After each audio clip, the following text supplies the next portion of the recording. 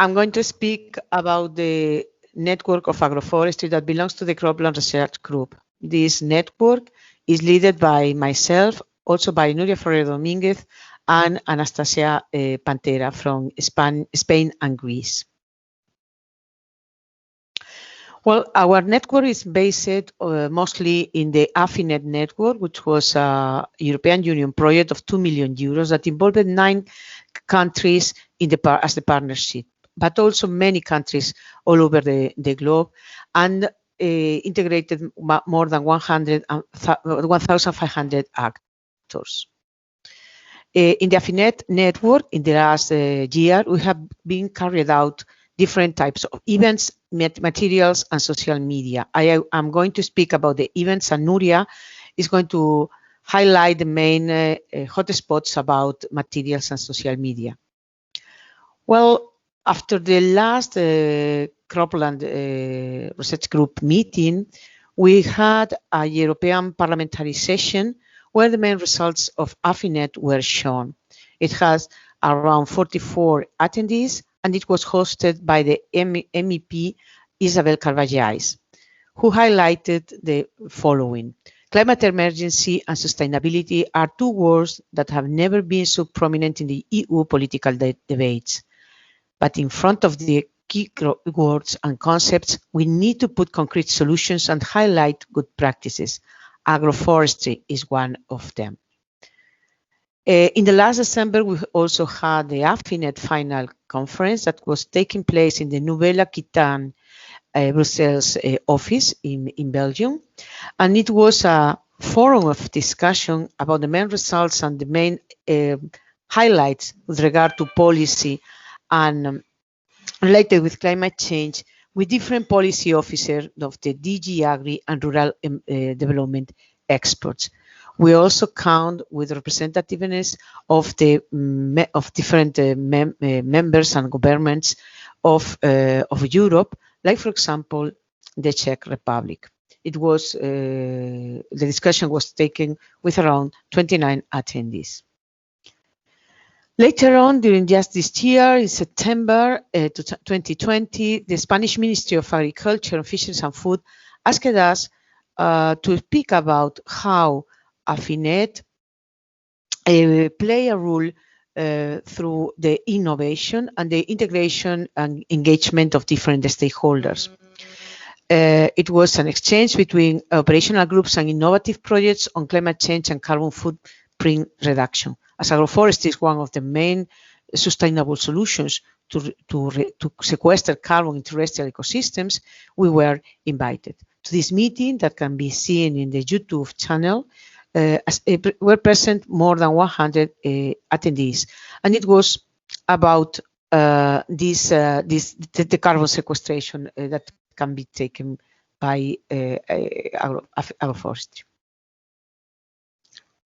And finally, I also would like to highlight one of the last events that was ICOSA, the third International Conference on Sustainable Agriculture, where we presented resilient agricultural practices to strengthen food security, with more than 100 attendees, mostly from Asia countries, and that was organized by the Yogyakarta University.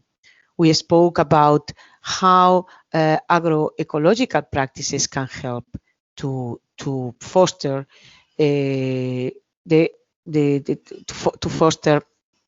sustainable activities related with climate change.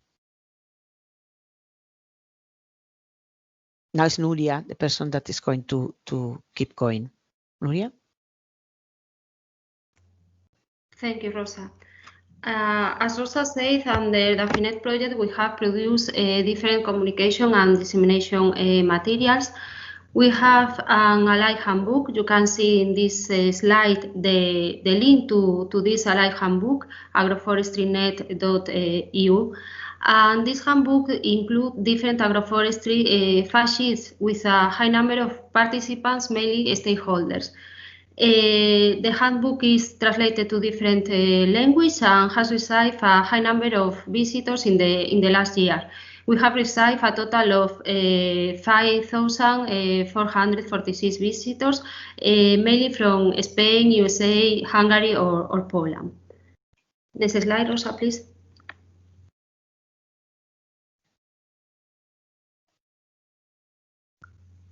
Next slide, please. Under the affinet project, we have created a knowledge reservoir. The name of the knowledge reservoir is Knowledge Cloud. You can see in this slide a link to the knowledge reservoir. This knowledge reservoir includes different agroforestry materials and is connected with OpenAir. This is very important to search agroforestry materials.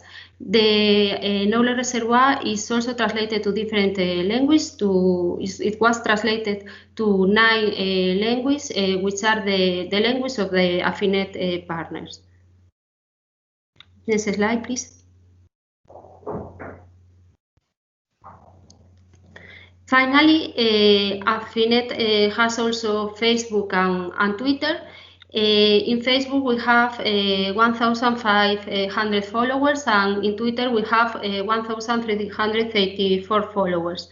Facebook and Twitter are connected, and we have published different news from the Croplands Research Network as the webinars reaching a high number of people from different nationalities. Thank you, Rosa. This is all from my side. Thank you very much.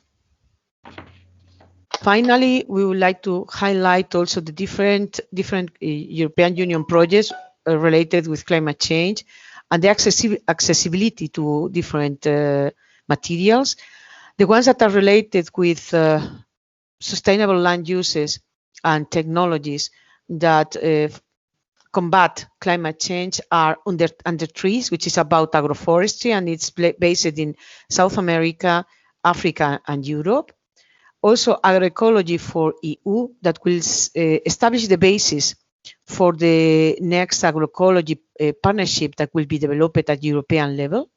Also, Go Grass, that is taking into account the different and alternative uses of grass in order to foster sustainability and bioeconomy through the production of alternative uses of grass, like, for example, biogas, biochar, to combat also climate change. And finally, Euragnos and Eureka, which are two thematic networks and CSA that aims at delivering a platform with a lot of information with regard to the sustainability of land use, and of course it tackles also climate change. We also would like to highlight the special issue that we are doing within the journal Frontiers in Ecology and Evolution, section Models in Ecology and Evolution. And the special issue is the Can the Trees Save the Crops? Predicting the services provided by traditional and novel agroforests in changing Mediterranean landscapes. The deadline to send papers, it's mid-end of January. So you have there all the information if you want to participate in this special issue. And thank you very much from the leaders of this or coordinators of this network. Thank you.